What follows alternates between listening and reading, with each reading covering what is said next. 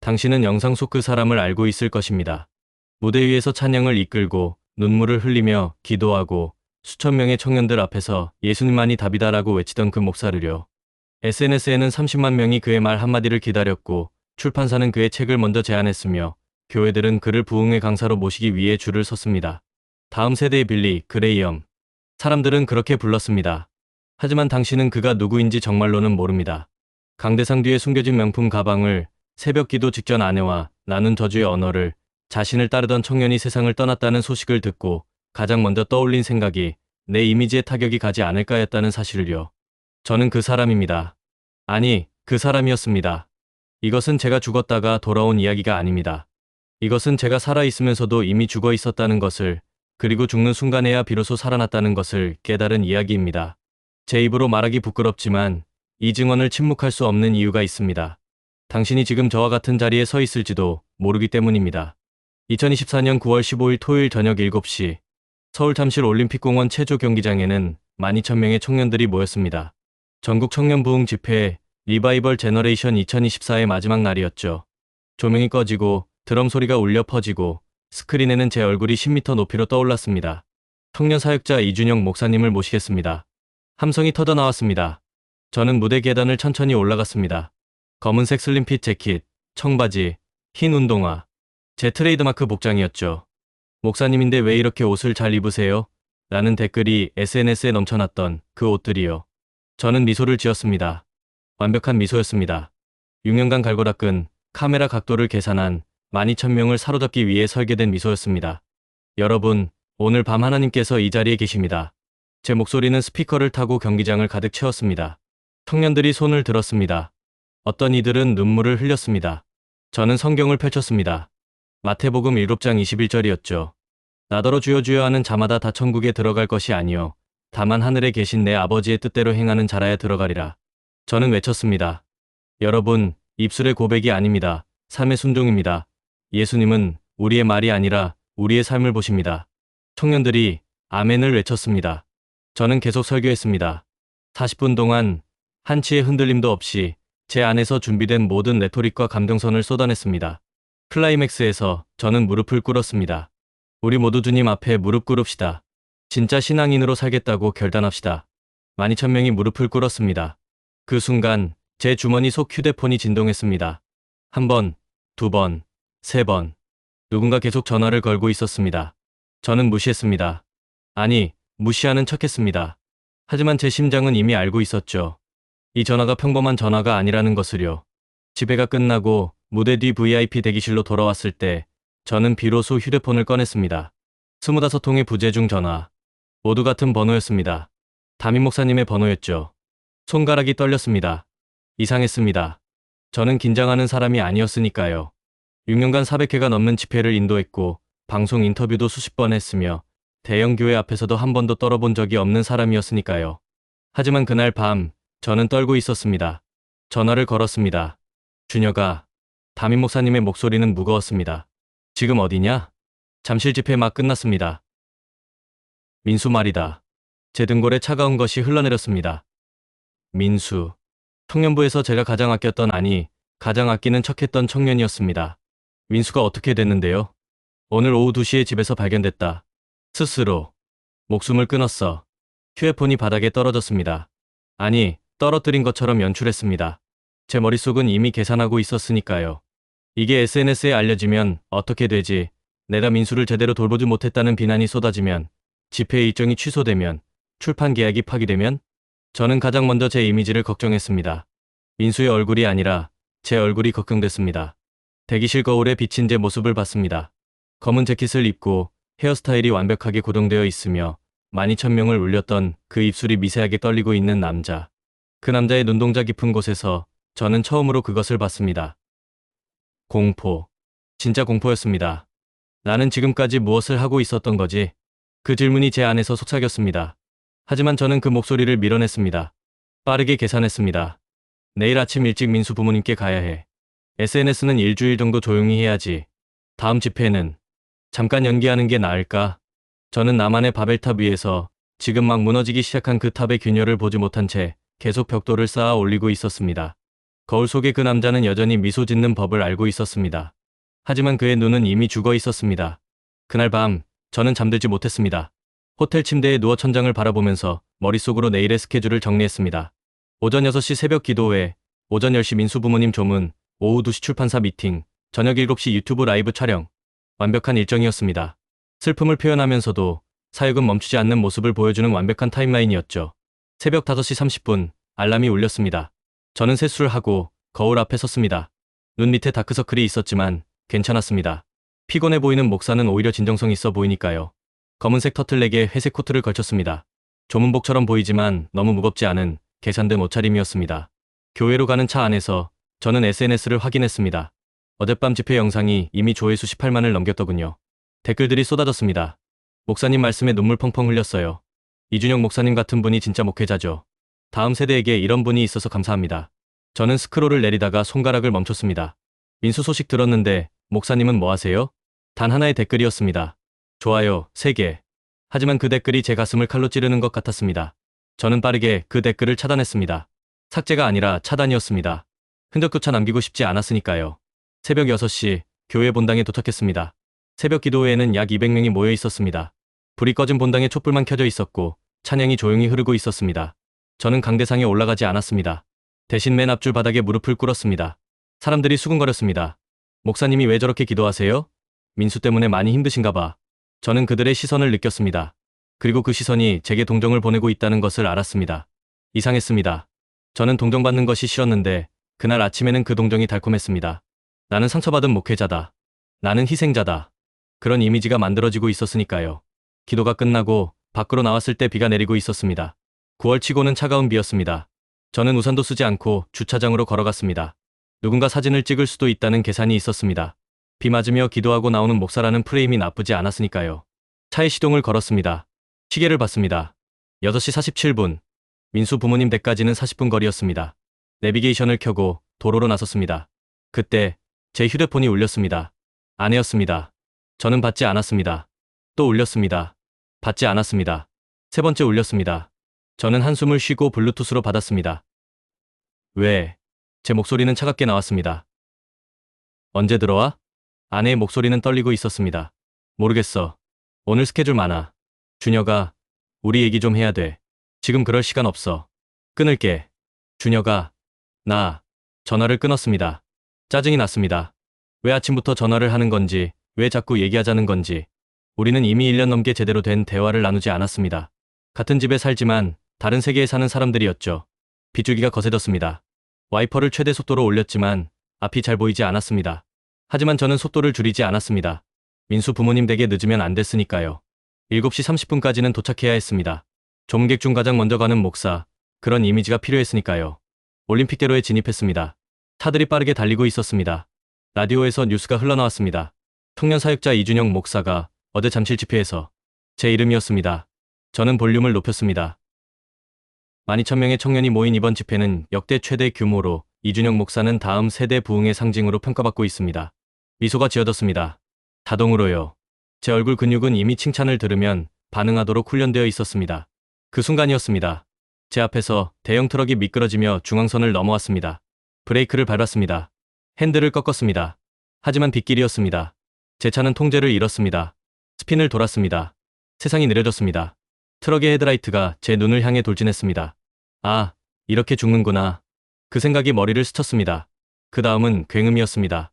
쇠가 부서지는 소리, 유리가 산산조각 나는 소리, 제 비명소리가 한꺼번에 폭발했습니다.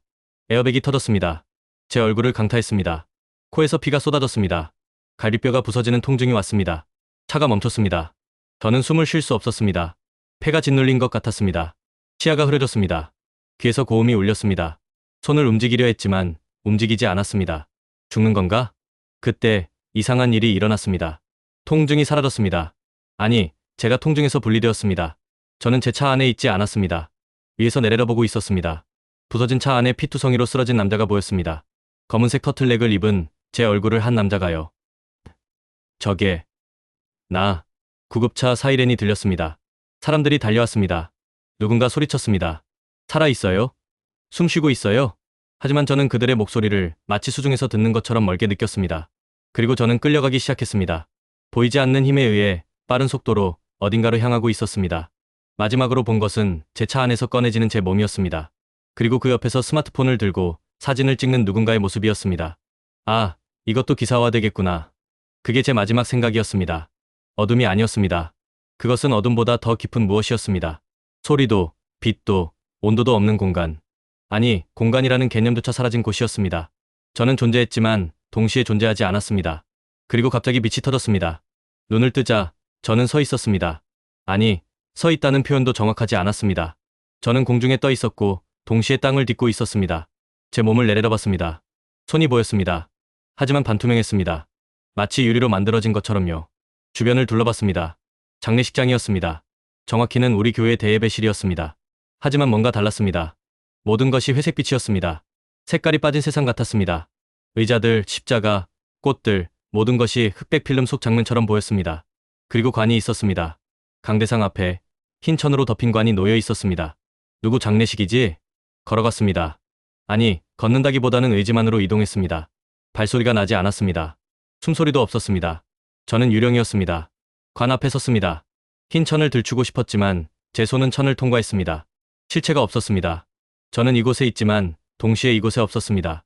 사람들이 들어오기 시작했습니다. 검은 옷을 입은 사람들이었습니다. 청년들이었습니다. 우리 교회 청년부 아이들이었습니다. 그들은 울고 있었습니다. 누군가는 고개를 숙이고 누군가는 휴지로 눈물을 닦았습니다. 목사님, 왜 이렇게 가셨어요? 한 청년이 흥꼈습니다. 목사님? 제 심장이 아니, 제게 더 이상 심장이 있는지 모르겠지만 무언가가 두근거렸습니다. 더 많은 사람들이 들어왔습니다. 담임 목사님, 교회 장로님들, 집사님들, 그리고 아내가 들어왔습니다. 검은 상복을 입고 머리를 풀어헤치고 눈이 퉁퉁 부은 채로요. 저는 그녀에게 달려갔습니다. 여보, 나 여기 있어. 나 안 죽었어. 소리쳤지만 아무 소리도 나오지 않았습니다. 그녀는 제 옆을 그냥 지나쳐갔습니다. 마치 저는 존재하지 않는 것처럼요. 그녀가 관 앞에 섰습니다. 무릎을 꿇었습니다. 그리고 관을 쓰다듬으며 울기 시작했습니다. 미안해. 미안해. 내가 더 잘할걸. 제 입에서 비명이 나올 것 같았습니다. 하지만 소리는 없었습니다. 장례식이 시작되었습니다. 찬송가가 울려 퍼졌습니다. 사람들이 노래했습니다. 담임 목사님이 강대상에 올라갔습니다. 이준영 목사는 이 시대의 빛이었습니다. 그는 청년들에게 희망을 주었고 하나님의 말씀을 전했으며 많은 영혼을 살렸습니다. 저는 그 말을 듣고 있었습니다. 하지만 이상하게도 그 말들이 제 귀에 공허하게 들렸습니다. 빛, 희망, 영혼을 살렸다. 그때 문이 열렸습니다. 한 부부가 들어왔습니다. 중년의 남자와 여자였습니다. 남자는 구부정했고 여자는 눈이 완전히 충혈되어 있었습니다. 민수의 부모님이었습니다. 그들은 천천히 걸어왔습니다. 회중석 맨 뒷자리에 조용히 앉았습니다. 아무도 그들을 알아보지 못했습니다. 아니, 알아봤지만 외면했습니다. 민수 어머니가 관을 바라봤습니다. 그녀의 입술이 떨렸습니다. 목사님, 우리 민수는요. 그녀가 속삭였습니다. 우리 민수는 목사님 장례식에도 못 왔어요.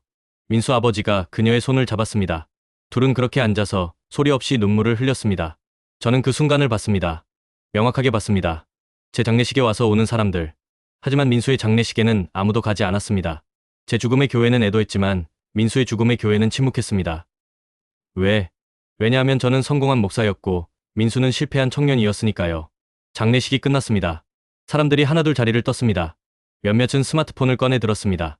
SNS에 글을 올리는 것 같았습니다. 저는 한 청년의 어깨 너머로 화면을 봤습니다. 이준영 목사님 장례식. 정말 슬픈 하루입니다. 샵기도 합니다. 샵 안타까워요. 좋아요 237개. 댓글 89개.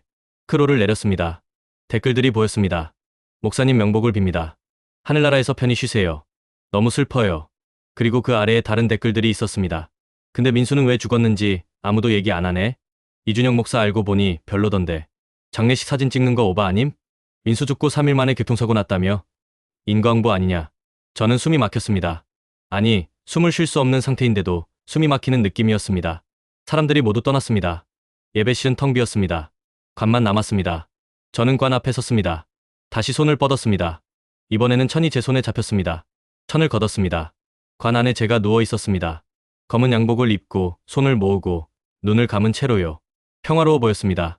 하지만 저는 알았습니다. 그 얼굴 뒤에 무엇이 숨어 있는지를. 너는 누구냐? 제 뒤에서 목소리가 들렸습니다. 돌아봤습니다. 아무도 없었습니다. 하지만 목소리는 계속되었습니다. 너는 누구냐, 이준혁? 공간이 변했습니다. 장례식장이 사라졌습니다. 저는 이제 거대한 방 안에 서 있었습니다. 아니, 방이라기보다는 무한히 펼쳐진 어둠 속 공간이었습니다. 바닥도, 천장도, 벽도 보이지 않았습니다. 하지만 제 앞에는 무언가가 있었습니다. 스크린이었습니다. 거대한 스크린이 제 눈앞에 떠 있었습니다. IMAX 영화관보다 더 큰, 하늘 전체를 덮을 것 같은 스크린이었습니다. 너는 누구냐? 그 목소리가 다시 들렸습니다. 어디서 나오는지 알 수 없었습니다. 모든 방향에서 동시에 제 안에서 들리는 것 같았습니다. 나는 이준혁입니다. 목사입니다. 제 목소리가 떨렸습니다. 목사. 그 목소리는 되물었습니다. 그리고 스크린이 켜졌습니다. 화면에 제가 나타났습니다. 2년 전 부산 청년 집회였습니다. 저는 무대 위에서 성경을 들고 외치고 있었습니다. 여러분, 하나님은 우리의 말을 보시는 것이 아니라 우리의 삶을 보십니다. 입술로는 하나님을 찬양하면서 삶으로는 세상을 쫓는 자들. 그들을 예수님은 뭐라고 하셨습니까? 외식하는 자들, 회칠한 무덤, 독사의 자식들이라 하셨습니다. 화면 속에 저는 강렬했습니다. 눈빛은 타올랐고 목소리는 천둥처럼 울렸습니다. 청년들이 아멘을 외쳤습니다. 삶으로 증명하십시오. 말로만 믿는 믿음은 죽은 믿음입니다. 화면이 꺼졌습니다. 그리고 다른 장면이 재생되었습니다. 같은 날 밤, 호텔 방이었습니다. 저는 침대에 앉아 스마트폰을 보고 있었습니다. 화면을 확대해보니 명품 쇼핑몰 사이트였습니다. 구찌 가방을 장바구니에 담고 있었습니다. 350만 원짜리였습니다. 집회 헌금으로 사는 거 아니야. 내 강일료야. 화면 속에 저는 혼잣말을 했습니다. 그리고 결제 버튼을 눌렀습니다. 저는 입을 다물 수 없었습니다. 아니. 그건. 화면이 또 바뀌었습니다. 1년 전 서울 대형 교회 부흥회였습니다. 저는 강대상에서 말하고 있었습니다. 성도 여러분, 하나님은 외모를 보지 않으십니다. 중심을 보십니다. 사람들 앞에서 얼마나 경건하게 보이는지가 아니라 혼자 있을 때 어떤 사람인지를 하나님은 보십니다. 사람들이 고개를 끄덕였습니다. 어떤 이들은 눈물을 닦았습니다. 화면이 바뀌었습니다. 같은 날 새벽 3시, 제 집 거실이었습니다. 아내가 소파에 앉아 울고 있었습니다. 저는 현관문을 열고 들어왔습니다. 이제 들어와? 아내가 떨리는 목소리로 물었습니다. 집회 끝나고 사람들이랑 식사했어. 왜? 준혁아, 우리 얘기 좀 하자. 우리 이렇게 살 수 없어. 지금 몇 시인데 그런 얘기를 해. 피곤해 죽겠어. 저는 침실로 걸어가며 문을 쾅 닫았습니다. 아내의 흐느낌 소리가 문 너머로 들렸습니다. 화면 속에 저는 침대에 누워 스마트폰을 켰습니다. SNS를 확인했습니다. 좋아요, 수를 세웠습니다. 그리고 미소 지었습니다. 이 정도면 내일 또 조회수 오르겠네. 저는 비명을 지르고 싶었습니다. 하지만 목소리는 나오지 않았습니다. 화면은 멈추지 않았습니다. 6개월 전 청년부 사무실이었습니다. 민수가 제 앞에 앉아 있었습니다. 그는 눈이 충혈되어 있었고 손은 떨리고 있었습니다. 목사님, 저 더 이상 못 견디겠어요. 매일 밤 죽고 싶다는 생각이 들어요. 교회 나오는 것도 힘들어요. 제가 하나님한테 버림받은 것 같아요. 화면 속에 저는 시계를 봤습니다. 그리고 민수를 바라봤습니다. 민수야, 그건 믿음이 부족해서 그래. 하나님은 너를 사랑하셔. 그런데 내가 불신하고 있는 거지. 기도 많이 하고 성경 읽고 그러면 나아질 거야. 알았지? 나 지금 다음 집회 준비해야 돼서. 목사님, 제발요. 상담 시간 좀 더 주세요. 저 진짜. 민수야, 나도 바빠. 다음에 다시 얘기하자. 기도할게. 화면 속에 저는 민수의 어깨를 두드리고 자리에서 일어났습니다. 민수는 고개를 숙인 채 울었습니다. 그리고 저는 문을 나서며 스마트폰을 꺼냈습니다. 다음 집회 스케줄을 확인했습니다. 화면이 멈췄습니다. 침묵이 흘렀습니다. 저는 무릎이 꺾이는 것을 느꼈습니다. 바닥에 주저앉았습니다. 아니야. 나는 하나님을 섬겼어. 나는 복음을 전했어. 너는 내 자신을 섬겼다. 그 목소리가 말했습니다. 너는 예수의 이름으로 내 이름을 높였다. 아니야. 나는 청년들을 살렸어. 많은 사람들이 나를 통해. 화면이 다시 켜졌습니다. 이번에는 숫자들이 보였습니다. SNS 팔로워 수 30만 7,482명, 평균 집회 헌금 월 4,200만 원, 개인 강연료 해당 300만 원, 출판 인쇄 연 8천만 원. 그 아래 다른 숫자들이 나타났습니다. 아내와의 대화 시간 주 평균 17분, 민수와의 상담 총 시간 3회, 총 42분, 가족 식사 횟수 최근 1년 11회, 개인 기도 시간 주 평균 9분. 제 심장이 존재한다면 무너졌습니다. 너는 바리새인이었다. 그 목소리는 차갑지도 따뜻하지도 않았습니다. 그냥 사실을 말할 뿐이었습니다. 너는 사람들 앞에서 성경을 외쳤지만 성경대로 살지 않았다. 너는 말씀을 가르쳤지만 말씀을 행하지 않았다. 너는 예수를 전했지만 예수를 닮지 않았다. 저는 고개를 들 수 없었습니다. 너는 나를 사랑한다고 말했지만 내 형제를 미워했다. 너는 하늘을 바라본다고 했지만 땅의 것만 붙들었다. 너는 십자가를 지라고 외쳤지만 내 십자가는 지지 않았다. 눈물이 났습니다. 실체 없는 몸인데도 눈물이 쏟아졌습니다. 나는 목사였어요. 아니다. 그 목소리가 말했습니다. 너는 목사 흉내를 낸 배우였다. 무대 위의 연기자였다. 갈채를 원했던 우상숭배자였다. 화면의 마지막 장면이 떠올랐습니다. 3개월 전 한 대형 집회였습니다. 저는 무대 위에서 외쳤습니다. 예수님은 이렇게 말씀하셨습니다. 나더러 주여 주여 하는 자마다 다 천국에 들어갈 것이 아니요. 여러분, 입술의 고백이 중요한 게 아닙니다. 삶의 순종이 중요합니다. 화면이 꺼졌습니다. 어둠만 남았습니다. 그리고 저는 깨달았습니다. 제가 가장 많이 외쳤던 그 말씀이 바로 저를 정죄하는 말씀이었다는 것을요. 저는 주여 주여 외쳤지만 주님의 뜻을 행하지 않았습니다. 저는 복음을 팔았습니다. 그리고 그 대가로 명예와 돈과 인정을 샀습니다. 이제 너는 아느냐? 그 목소리가 물었습니다. 너는 누구냐, 이준혁? 저는 고개를 들었습니다. 눈물범벅이 된 얼굴로 떨리는 목소리로 대답했습니다. 저는 거짓 목자였습니다. 보여줄 것이 더 있다. 그 목소리가 말했습니다. 스크린이 다시 켜졌습니다.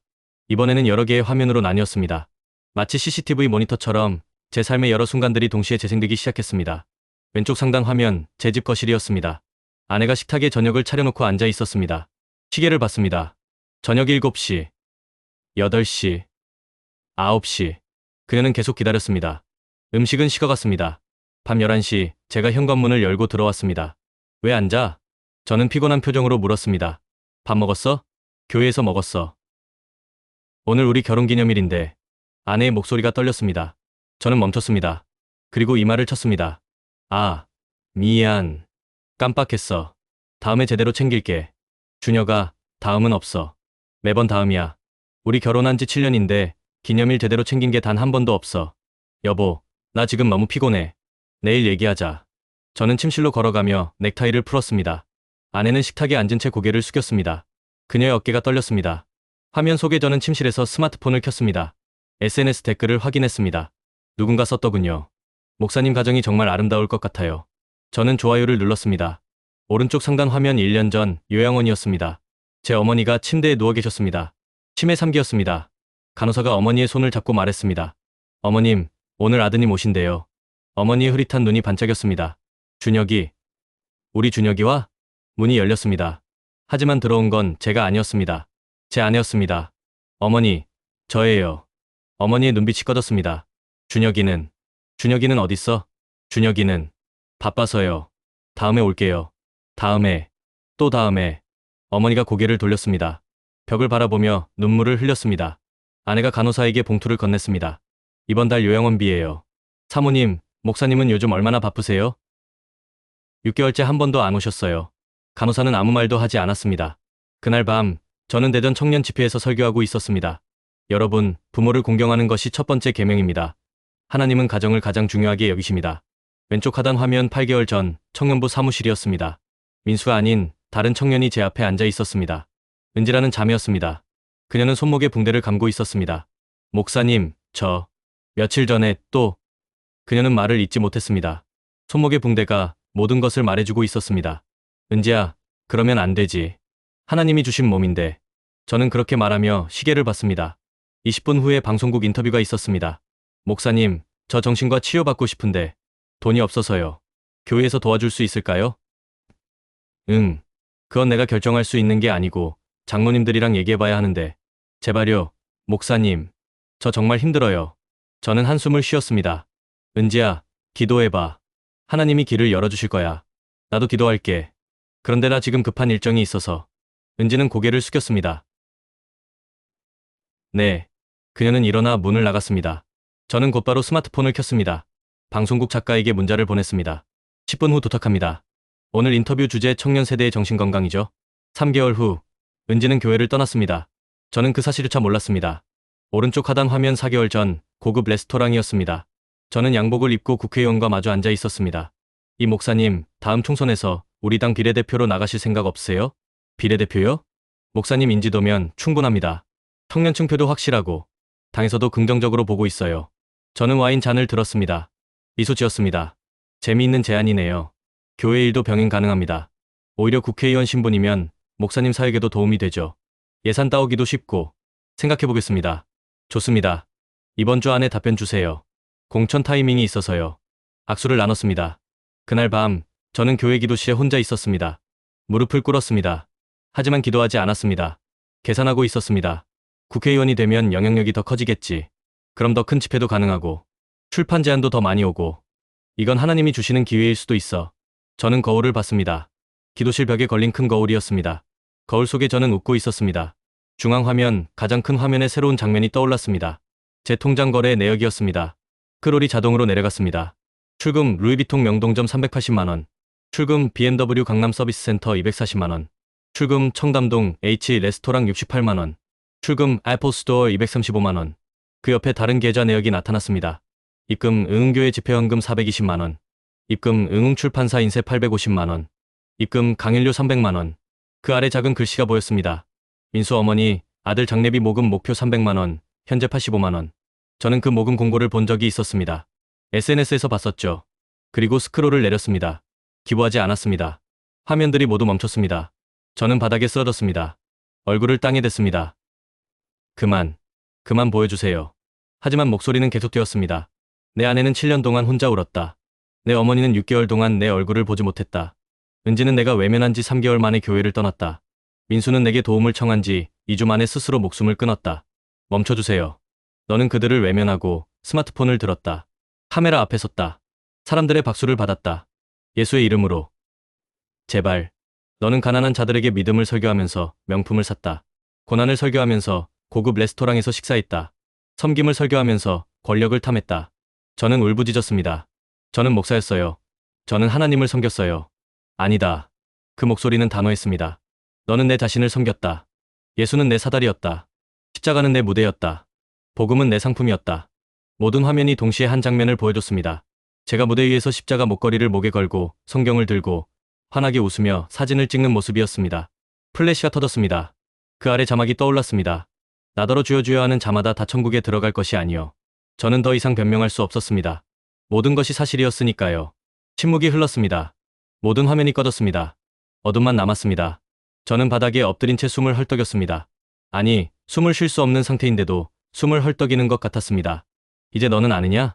그 목소리가 다시 들렸습니다. 저는 고개를 들지 못했습니다. 얼굴을 땅에 댄 채 떨리는 목소리로 대답했습니다. 예, 압니다. 무엇을 아느냐? 제가 누구인지. 압니다. 말하라. 저는 목이 메었습니다. 하지만 말해야 했습니다. 저는 거짓 선지자였습니다. 회칠한 무덤이었습니다. 예수님을 팔아서 제 이름을 높인 바리새인이었습니다. 그렇다. 그 목소리는 확인했습니다. 그렇다면 너는 나를 아느냐? 제가 고개를 들었습니다. 어둠 속에 아무것도 보이지 않았습니다. 당신은 하나님이십니까? 나는 내가 입술로는 수천 번 불렀지만 마음으로는 한 번도 만나지 못한 자다. 심장에 칼이 꽂히는 것 같았습니다. 나는 내가 설교는 했지만 순종하지 않은 자다. 나는 내가 찬양은 했지만 사랑하지 않은 자다. 주님, 너는 나를 몰랐다. 이준혁. 그 한마디가 제 모든 것을 무너뜨렸습니다. 저는 목사였습니다. 6년간 수백 번의 설교를 했습니다. 성경을 가르쳤습니다. 기도를 인도했습니다. 찬양을 이끌었습니다. 하지만 예수님을 몰랐습니다. 진짜로, 정말로, 진심으로 몰랐습니다. 저는 예수님에 대해 아는 사람이었습니다. 하지만 예수님을 아는 사람은 아니었습니다. 비명이 터져나왔습니다. 제 안에서 무언가가 찢어지는 것 같았습니다. 자존심이 산산조각 났습니다. 정체성이 붕괴됐습니다. 제가 쌓아온 모든 것이 한순간에 먼지가 되었습니다. 주님, 용서해 주세요. 제발, 용서해 주세요. 저는 울부짖었습니다. 목이 쉬도록 울었습니다. 6년간, 아니 평생 동안 한 번도 이렇게 울어본 적이 없었습니다. 저는 어떻게 해야 합니까? 저는 이제, 어떻게 해야 합니까? 침묵이 흘렀습니다. 길고 긴 침묵이었습니다. 그리고 놀라운 일이 일어났습니다.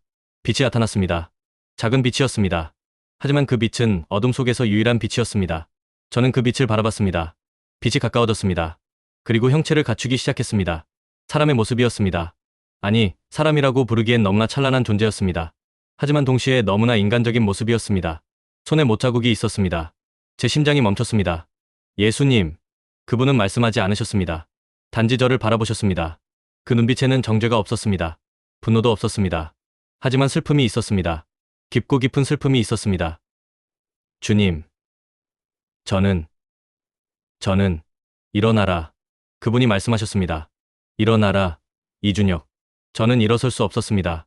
너무 부끄러워서, 너무 죄스러워서 고개조차 들 수 없었습니다. 그때 그분이 제게 다가오셨습니다. 그리고 무릎을 꿇으셨습니다. 제 앞에. 주님, 안 됩니다. 주님이 왜? 너는 아직도 모르느냐? 그분이 말씀하셨습니다. 나는 섬김을 받으러 온 것이 아니라 섬기러 왔다. 나는 의인을 부르러 온 것이 아니라 죄인을 부르러 왔다. 눈물이 쏟아졌습니다. 하지만 저는 너무 많은 죄를 지었습니다. 저는 용서받을 자격? 그분이 손을 들어 보이셨습니다. 못자국이 선명했습니다. 이것이 내 자격이다. 제 온 존재가 떨렸습니다. 돌아가라. 그분이 말씀하셨습니다. 돌아가서 진실을 말하라. 내가 누구였는지, 내가 무엇을 했는지, 내가 어떻게 변했는지 말하라. 희망이 보였습니다. 처음으로, 정말 처음으로 희망이 보였습니다. 하지만 그 순간이었습니다. 어둠이 몰려왔습니다. 빛이 흔들렸습니다. 차가운 바람이 불어왔습니다. 그리고 다른 목소리가 들렸습니다. 하지 마. 그 목소리는 달랐습니다. 첫 번째 목소리는 위험이 있었지만 이 목소리는 차가웠습니다. 얼음처럼 차갑고 독처럼 달콤했습니다. 진실을 말하지 마, 이준혁. 제 오른쪽에서 목소리가 들렸습니다. 고개를 돌렸습니다. 거기 어둠 속에서 또 다른 형체가 나타났습니다. 사람의 모습이었습니다. 하지만 얼굴을 볼 수 없었습니다. 그림자로만 이루어진 존재 같았습니다. 넌 생각해봤어. 내가 진실을 말하면 어떻게 되는지? 누구십니까? 누구긴. 내 친구지. 지난 6년간 내 옆에 있었던 그 형체가 웃었습니다. 소름 끼치는 웃음이었습니다. 넌 30만 팔로워가 있어. 내 책은 10만 부가 팔렸어. 수백 개 교회가 널 원해. 방송국이 널 찾아. 정치인들이 널 필요로 해. 그게 무슨 상관입니까? 상관 있지. 내가 진실을 말하면 모든 게 무너져. 내 사역도, 내 가족도, 내 아내도. 넌 생각해봤어. 내 아내가 어떻게 살아갈지, 사람들이 뭐라고 할지. 목사 남편이 사기꾼이었대. 우리가 속았대. 역시 목사들은 다 그래. 제 입술이 말랐습니다. 그리고 청년들. 내가 진실을 말하면 청년들이 어떻게 될까? 은지, 민수처럼 연약한 아이들. 그들은 내가 거짓말쟁이였다는 걸 알고 더 절망할 거야. 신앙을 버릴 거야. 그들의 영혼이 내 손에 달려 있어. 아니.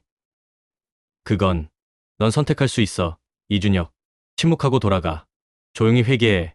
아무도 모르게. 그리고 계속 사역해. 더 잘하면 돼. 더 진실하게 하면 돼. 과거는 과거야. 중요한 건 앞으로잖아. 그 말들이 달콤했습니다. 합리적으로 들렸습니다. 오만 영혼이 너를 믿고 있어. 내가 넘어지면 그들도 넘어져. 그게 정말 하나님이 원하시는 거야? 내 자존심 때문에 오만 영혼을 위험에 빠뜨리는 게 옳아? 제 머리가 혼란스러웠습니다. 이건 사탄의 공격이야. 내 사역을 무너뜨리려는.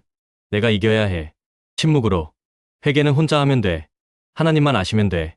사람들은 몰라도 돼. 아니, 몰라야 해. 그게 사랑이야. 그들을 보호하는 거야. 예수님이 말씀하셨습니다. 이준혁. 저는 두 목소리 사이에 서 있었습니다. 빛과 어둠 사이에. 진실과 거짓 사이에. 용기와 두려움 사이에. 선택하라. 예수님이 말씀하셨습니다. 너는 누구를 따르겠느냐? 어둠의 목소리가 속삭였습니다. 현명한 선택을 해, 이준혁. 내 가족을 생각해. 내 사역을 생각해. 조용히 묻어. 그게 모두를 위한 길이야. 저는 떨었습니다. 6년간 쌓아온 모든 것. 명예, 인정, 영향력, 사역. 그 모든 것이 한쪽 저울에 올려져 있었습니다. 그리고 다른 쪽 저울에는 단 하나뿐이었습니다. 진실. 제 입이 열렸습니다. 저는 두 존재가 저를 바라봤습니다. 저는 진실을 말하겠습니다. 어둠이 비명을 질렀습니다. 바보 같은 놈. 넌 모든 걸 잃을 거야. 그렇다면 잃겠습니다. 제 목소리는 떨렸지만 확고했습니다. 제가 지금까지 가진 모든 것이 거짓 위에 세워진 것이었다면 무너져야 합니다. 어둠이 물러갔습니다. 비명을 지르며 저주하며 물러갔습니다. 빛만 남았습니다. 예수님이 일어서셨습니다. 제 손을 잡으셨습니다. 일어나라. 저는 일어섰습니다. 두려워하지 마라. 내가 너와 함께 있다. 주님. 저는 어떻게 해야 합니까? 내가 아는 대로 하라. 진실을 말하라. 나머지는 내가 한다. 빛이 강렬해졌습니다. 눈을 감을 수밖에 없었습니다. 그리고 제가 눈을 떴을 때 저는 병원 침대 위에 있었습니다. 눈을 떴습니다. 천장이 보였습니다. 흰색 천장, 형광등, 의료기기의 삐 소리. 현실이었습니다. 제 몸을 느꼈습니다. 갈비뼈가 아팠습니다. 코에 붕대가 감겨 있었습니다. 팔에는 링거가 꽂혀 있었습니다. 온몸이 욱신거렸습니다. 하지만 저는 살아 있었습니다. 깨어났어요. 간호사가 소리쳤습니다. 의사가 달려왔습니다. 손전등을 눈에 비췄습니다. 의식이 돌아왔습니다. 이준혁 목사님, 저 보이세요? 손가락 몇 개예요? 세 개. 좋습니다. 기억은 나세요? 이름은요? 이준혁. 저는 이준혁입니다. 의사가 고개를 끄덕였습니다. 다행입니다. 큰 사고였는데 의식을 되찾으셨네요. 보호자분 부르겠습니다. 문이 열렸습니다. 아내가 뛰어들어왔습니다. 얼굴이 창백했습니다. 눈이 퉁퉁 부어 있었습니다. 며칠 동안 울기만 한 것 같았습니다. 그녀가 제 손을 잡았습니다. 그녀의 손은 차가웠습니다. 아니, 제 손이 더 차가웠을지도 모릅니다. 괜찮아? 아파. 의사 선생님, 우리 남편 괜찮은 거죠? 네, 다행히 의식이 돌아왔습니다. 며칠 더 관찰해야 하지만 회복될 겁니다.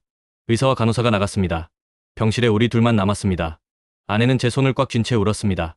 소리 없이 어깨를 떨며 울었습니다. 미안해. 여보. 미안해. 저는 그 말밖에 할 수 없었습니다. 바보야. 바보. 당신이 왜 미안해? 사고는 당신 잘못이 아니잖아. 아니야. 내 잘못이야. 다 내 잘못이야. 아내가 고개를 들었습니다. 눈물 범벅인 얼굴로 저를 바라봤습니다. 준혁아, 무슨 소리야? 나 꿈을 꿨어. 아니, 꿈이 아니었어. 난 죽었었어. 무슨, 그리고 내 장례식을 봤어. 내가 누군지 봤어. 내가 뭘 했는지 봤어. 아내는 말없이 저를 바라봤습니다. 나는 거짓말쟁이였어. 위선자였어. 당신한테도, 엄마한테도, 청년들한테도, 하나님한테도. 목이 메었습니다. 나는 목사 흉내만 냈어. 예수님을 이용했어. 사람들을 이용했어. 당신도 이용했어. 준혁아, 미안해. 정말 미안해. 결혼기념일도 한 번도 안 챙겼지. 당신 혼자 울게 했지. 난 당신이 뭘 힘들어하는지도 몰랐어. 아니, 알려고 하지 않았어. 그만해. 아내가 말했습니다. 나도 알았어. 뭐, 당신이 변해간 거. 처음엔 정말 순수했잖아. 신학교 다닐 때, 목사 안수 받을 때, 당신 눈빛이 다르잖아. 근데 언제부턴가, 당신이 사람들 눈치 보기 시작했어. SNS 확인하고, 조회수 세고, 댓글에 집착하고. 그녀의 목소리가 떨렸습니다. 나도 말하고 싶었어. 그만하자고. 우리 그냥 작은 교회 가서 조용히 살자고. 근데 난 겁이 났어. 당신이 날 떠날까봐. 당신이 나보다 그 모든 게 더 중요할까봐. 여보. 근데 알아. 사고 소식 들었을 때 난 생각했어. 차라리 잘 됐다고. 저는 숨이 멎었습니다. 이제 멈출 수 있겠다고. 이제 남편을 돌려받을 수 있겠다고. 미친 거 알아. 남편이 죽을 뻔했는데 그런 생각을 하다니. 근데 진짜 그랬어. 난 그만큼 힘들었어. 눈물이 쏟아졌습니다. 제 눈에서, 아내의 눈에서. 미안해. 정말 미안해. 우리는 한참 동안 그렇게 울었습니다. 7년 만에 처음으로 진짜로 서로를 위해 울었습니다. 울음이 멈췄을 때 저는 말했습니다. 나 진실을 말하려고 해. 아내가 고개를 들었습니다. 뭐, 교회에, 청년들한테, 모든 사람한테 내가 누구였는지, 뭘 했는지 다 말하려고 해. 준혁아, 이번 주 주일에 설교 시간에 모든 걸 고백할 거야. 아내의 얼굴이 창백해졌습니다. 당신, 무슨 일이 일어날지 알아? 알아. 사람들이 당신을 손가락질할 거야. 교회에서 쫓겨날 거야. 목사 자격 박탈될 수도 있어. 언론에서 난리 날 거야. 알아. 우리 아무것도 없어져. 돈도, 명예도, 아무것도. 알아. 침묵이 흘렀습니다. 아내가 제 손을 더 꽉 쥐었습니다. 좋아. 뭐, 좋다고. 해. 저는 믿을 수 없었습니다. 여보, 당신이 무슨. 7년 동안 난 목사 남편 옆에 있었어. 근데 진짜 당신은 몰랐어. 이제 처음으로 당신을 보는 것 같아. 진짜 당신을.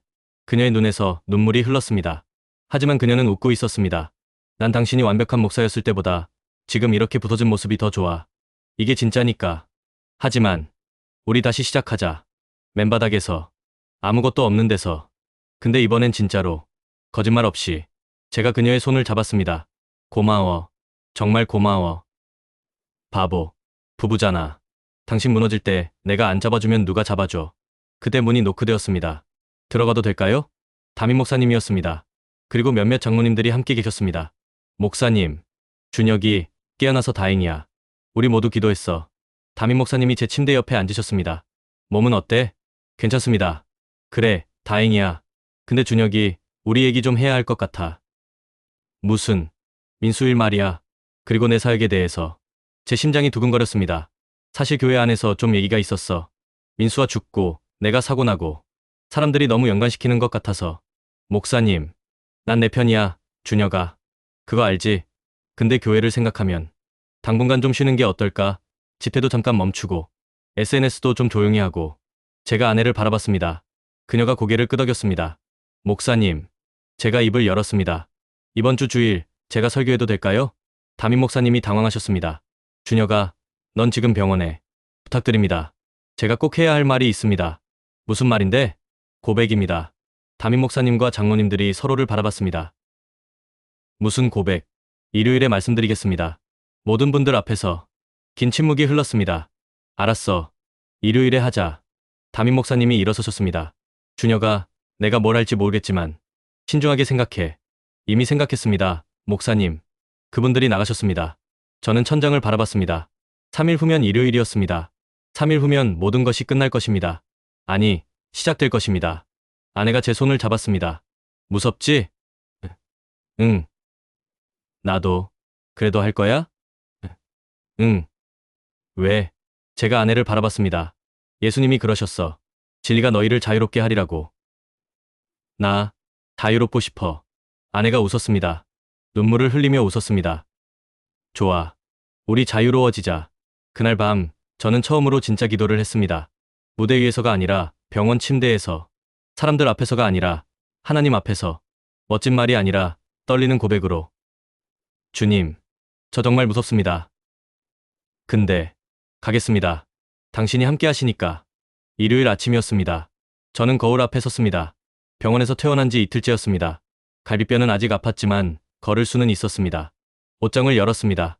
검은색 목사복이 보였습니다. 슬림핏 양복들이 보였습니다. 명품 브랜드 로고가 박힌 재킷들이 보였습니다. 제 트레이드마크였던 옷들이요. 저는 그것들을 지나쳤습니다. 가장 구석에 있는 오래된 청바지를 꺼냈습니다. 흰색 티셔츠를 꺼냈습니다. 신학교 다닐 때 입던 옷들이었습니다. 6년 동안 한 번도 입지 않았던 옷들이요. 입었습니다. 거울을 봤습니다. 낯선 사람이 보였습니다. 아니, 오래전 알았던 사람이 보였습니다. 준비됐어? 아내가 문을 열고 들어왔습니다. 그녀도 화려한 옷이 아니라 수수한 원피스를 입고 있었습니다. 응. 아니, 준비 안 됐어. 근데 가야지. 그래. 가자. 차를 몰았습니다. 교회까지 20분 거리였습니다. 평소 같았으면 SNS를 확인하고 설교문을 리허설하고 오늘의 이미지를 계산했을 시간이었습니다. 하지만 저는 아무것도 하지 않았습니다. 단지 아내의 손을 잡았습니다. 무서워? 아내가 물었습니다. 죽을 것 같아. 나도. 그래도 괜찮아? 응. 우리 함께니까. 교회에 도착했습니다. 사람들이 주차장에 모여 있었습니다. 저를 보자 수근거림이 시작되었습니다. 이 목사님이다. 사고 났다더니 벌써 나왔네. 근데 왜 저렇게 입고 왔지? 저는 고개를 숙이고 걸었습니다. 평소 같으면 웃으며 악수하고 사진 찍고 인사했을 텐데 그날은 그럴 수 없었습니다. 본당으로 들어갔습니다. 예배가 곧 시작될 참이었습니다. 담임 목사님이 저를 보시고 눈짓하셨습니다. 강대상으로 오라는 신호였습니다. 저는 고개를 저었습니다. 그리고 회중석 맨 뒷자리로 걸어갔습니다. 사람들이 웅성거렸습니다. 이준혁 목사가 왜 뒤에 앉지? 왜 강대상에 안 올라가지? 예배가 시작되었습니다. 찬양이 울려 퍼졌습니다. 평소 같으면 무대 위에서 마이크를 들고 찬양을 인도했을 텐데 그날은 뒤에서 조용히 불렀습니다. 노래하면서 눈물이 났습니다. 진짜 찬양이 뭔지 처음 알게 된 것 같았습니다. 설교 시간이 되었습니다. 담임 목사님이 강대상에 오셨습니다. 오늘은 특별한 시간을 갖겠습니다. 이준혁 목사님이 간증을 나누시겠습니다. 저는 일어섰습니다. 떨리는 다리로 천천히 앞으로 걸어갔습니다. 하지만 강대상에 오르지 않았습니다. 단 아래에 섰습니다. 사람들과 같은 높이에 마이크도 없이 단지 제 목소리만으로 1200명의 눈이 저를 바라봤습니다. 안녕하세요. 제 목소리가 떨렸습니다. 저는 이준혁입니다. 여러분이 아시는 청년 사역자. 아니, 청년 사역자였던 사람입니다. 침묵이 흘렀습니다. 일주일 전 저는 교통사고를 당했습니다. 그리고 죽었습니다. 의학적으로는 살아났지만 그 순간 저는 진짜로 죽었습니다. 사람들이 웅성거렸습니다. 그곳에서 저는 제 장례식을 봤습니다. 그리고 제 삶을 봤습니다. 제가 누구였는지, 뭘 했는지 진짜로 봤습니다. 심호흡을 했습니다. 저는 거짓 목자였습니다. 본당이 조용해졌습니다. 저는 여러분에게 예수님을 전한다고 했지만 제 자신을 전했습니다. 복음을 설교한다고 했지만 제 이미지를 팔았습니다. 하나님의 영광이라고 했지만 제 영광을 구했습니다. 목이 메었습니다. 여러분, 저는 6년 동안 400번 넘게 설교했습니다. 12,000명 앞에서 찬양을 이끌었습니다. 30만 명이 제 SNS를 팔로우했습니다. 근데 저는 제 아내와 일주일에 17분밖에 대화하지 않았습니다. 본당 어딘가에서 흐느낌 소리가 들렸습니다. 제 어머니는 요양원에서 6개월 동안 저를 기다리셨지만 저는 한 번도 가지 않았습니다. 대신 대전, 부산, 광주에서 집회를 했습니다. 부모를 공경하라고 설교하면서요. 저는 청년부석을 바라봤습니다. 민수. 여러분이 아시는 민수. 그 친구가 저를 찾아왔을 때 그 친구는 죽고 싶다고 했습니다. 도와달라고 했습니다. 근데 저는 42분을 주고 돌려보냈습니다. 기도하면 나아진다고 했습니다. 그리고 2주 후 민수는 세상을 떠났습니다. 청년부석에서 울음이 터져 나왔습니다. 은지 자매. 손목에 붕대를 감고 저를 찾아온 은지. 그 자매가 치료비를 도와달라고 했을 때 저는 기도해보라고 했습니다. 그리고 방송국 인터뷰를 갔습니다. 청년 세대의 정신건강에 대해 떠들기 위해서요. 저는 무릎을 꿇었습니다. 바닥에, 사람들 앞에, 하나님 앞에. 저는 입술로는 주여 주여 했지만 주님의 뜻을 행하지 않았습니다. 저는 예수님을 팔아서 명품 가방을 샀습니다. 집회헌금으로 BMW를 굴렸습니다. 정치인과 만나서 국회의원 제안을 받았습니다. 저는 바리새인이었습니다. 본당이 울음바다가 되었습니다. 여러분, 저는 오늘 이 자리에 용서를 구하러 온 게 아닙니다. 용서받을 자격도 없습니다. 저는 단지 진실을 말하러 왔습니다. 제가 얼마나 추악한 인간이었는지, 예수님의 이름이 얼마나 더럽혀졌는지 말하러 왔습니다. 그대였습니다. 뒤쪽 문이 열렸습니다. 한 부부가 들어왔습니다. 민수의 부모님이었습니다. 본당이 숨을 멈췄습니다. 민수 어머니가 천천히 앞으로 걸어왔습니다. 제 앞에 섰습니다. 저는 고개를 들 수 없었습니다. 목사님. 그녀의 목소리가 떨렸습니다. 목사님. 고개 드세요. 저는 천천히 고개를 들었습니다. 그녀의 얼굴은 눈물로 범벅이었습니다. 우리 민수가 목사님을 정말 좋아했어요. 끝까지 목사님 설교를 들었어요. 죄송합니다. 정말 죄송합니다. 그녀가 무릎을 꿇었습니다. 제 앞에. 그리고 제 손을 잡았습니다. 목사님이 이렇게 진실을 말씀해 주셔서 고맙습니다. 우리 민수도 하늘에서 기뻐할 것 같아요. 저는 무너졌습니다. 완전히 무너졌습니다. 본당 전체가 울었습니다. 청년들이 일어나 앞으로 나왔습니다. 장로님들이, 집사님들이, 권사님들이 나왔습니다. 사람들이 무릎을 꿇기 시작했습니다. 저도 고백합니다. 저도 외식했습니다. 한 장로님이 울며 말했습니다. 저도 용서를 구합니다. 교회에서는 봉사한다고 하면서 집에서는 아내를 학대했습니다. 청년 하나가 일어났습니다. 저는 SNS에서 은혜 받은 척하면서 밤에는 음란물을 봤습니다. 고백이 쏟아졌습니다. 눈물이 쏟아졌습니다. 회개가 쏟아졌습니다. 저는 그 순간을 봤습니다. 진짜 부흥을. 제가 6년간 만들려고 했던 화려한 집회가 아니라 깨어진 심령들이 진실로 무릎 꿇는 진짜 부흥을. 담임 목사님이 강대상에서 내려오셨습니다. 목사복을 벗으셨습니다. 그리고 무릎을 꿇으셨습니다. 우리 모두 회개합시다. 진짜로. 그날 예배는 4시간 동안 계속되었습니다. 설교도, 찬양도, 프로그램도 없었습니다. 단지 깨어진 심령들이 울고, 고백하고, 용서를 구했습니다. 그로부터 6개월이 지났습니다. 저는 더 이상 유명한 목사가 아닙니다.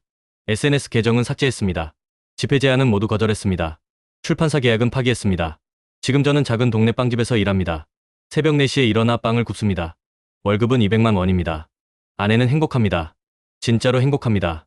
우리는 매일 저녁 함께 식사하고 산책하고 기도합니다. 어머니는 집으로 모셨습니다. 매일 어머니 손을 잡고 대화합니다. 교회는 작은 교회로 옮겼습니다. 60명 정도 모이는 지하 교회입니다. 저는 성도입니다. 목사가 아니라 성도입니다. 청소하고 의자 정리하고 차 끓여드립니다. 그리고 행복합니다. 진짜로, 처음으로, 진심으로 행복합니다. 사람들은 묻습니다. 후회하지 않느냐? 후회합니다. 6년을 낭비한 것을, 사람들을 상처 입힌 것을, 예수님의 이름을 더럽힌 것을. 하지만 진실을 말한 것은 후회하지 않습니다. 왜냐하면 진실이 저를 자유롭게 했으니까요. 당신이 만약 지금 강대상 위에 서 있다면, 무대 위에 서 있다면, 사람들의 박수를 받고 있다면 잠깐 멈추고 물어보세요. 나는 누구를 위해 이 일을 하고 있는가? 예수님인가? 나 자신인가? 정직하게 대답하세요. 무서워도, 아파도 정직하게요. 그리고 만약 당신의 대답이 저처럼 나 자신이었다면 용기를 내세요. 내려오세요. 무대에서, 강대상에서, 화려함에서 진실을 말하세요. 사람들이 떠나도, 명예가 사라져도, 돈이 없어져도요. 왜냐하면 그때 비로소 당신은 예수님을 진짜로 만날 테니까요. 그리고 진실이 당신을 자유롭게 할 테니까요. 저는 더 이상 다음 세대의 빌리 그레이엄이 아닙니다. 저는 그냥 이준혁입니다. 빵 굽는, 아내를 사랑하는, 어머니를 모시는, 작은 교회에서 청소하는 예수님의 제자입니다. 그리고 이게 제가 평생 꿈꿔왔던 삶입니다. 당신도 자유로워질 수 있습니다. 진실에서 시작하세요. 오늘, 지금, 이 순간부터요.